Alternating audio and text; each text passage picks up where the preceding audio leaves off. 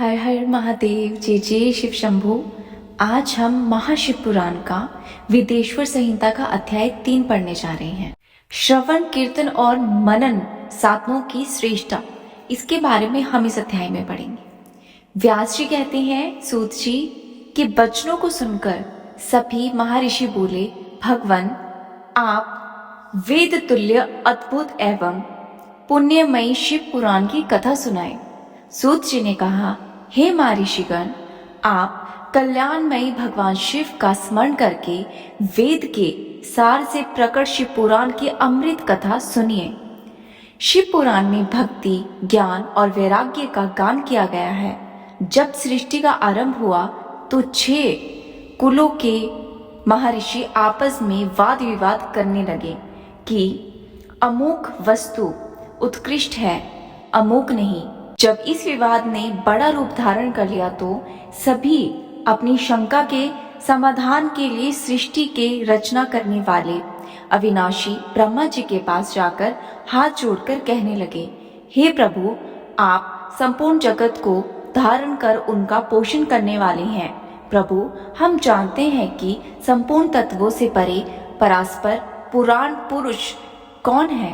ब्रह्मा जी बोले, ब्रह्मा, विष्णु, रुद्र और इंद्र आदि से युक्त संपूर्ण जगत समस्त भूतों एवं इंद्रियों के साथ प्रकट हुआ है।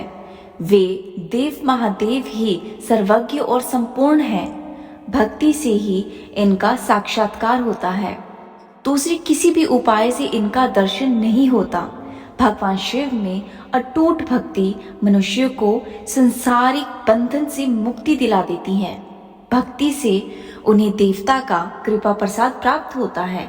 जैसे अंकुर से बीज और बीज से अंकुर पैदा होता है, भगवान शंकर का कृपा प्रसाद प्राप्त करने के लिए आप सब प्राण ऋषि धरती पर सहस्त्रों वर्षों तक चलने वाले विशाल यज्ञ को करो।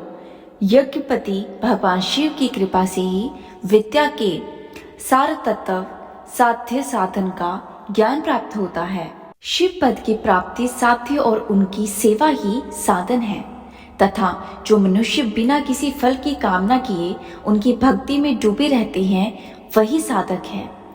कर्म के अनुष्ठान से प्राप्त फल को भगवान शिव के श्री चरणों में समर्पित करना ही परमेश्वर की प्राप्ति का उपाय है तथा यही मोक्ष की प्राप्ति का एकमात्र साधन है। साक्षात महेश्वर ने ही भक्ति के साधनों का प्रतिपादन किया है। कान से भगवान के नाम, गुण और लीलाओं का श्रवण, वाणी में उनका कीर्तन तथा मन में उनका मनन शिव पद की प्राप्ति के महान साधन है तथा इन साधनों से ही संपूर्ण मनोरथों की सिद्धि होती है। जिस वस्तु को हम प्रत्यक्ष अपनी आंखों के सामने देख सकते हैं, उसकी तरफ आकर्षित होना स्वाभाविक है, परंतु जिस वस्तु को प्रत्यक्ष रूप से नहीं देखा जा सकता, उसे केवल सुनकर और समझकर ही उसकी प्राप्ति के लिए प्रयत्न किया जाता है। अतः श्रवण पहला साधन है।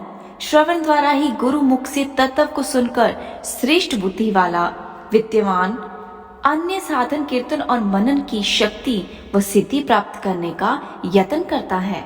मनन के बाद इस साधन की साधना करते रहने से धीरे धीरे भगवान शिव का संयोग प्राप्त होता है और लौकिक आनंद की प्राप्ति होती है। भगवान शिव की पूजा, उनके नामों का जाप तथा उनके रूप, गुण, विलास के हृदय में निरंतर चिंतन को ही मनन कहा जाता है।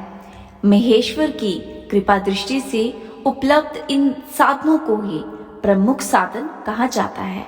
तो ये था महाशिव पुराण के विदेश्वर संहिता का अध्याय 3।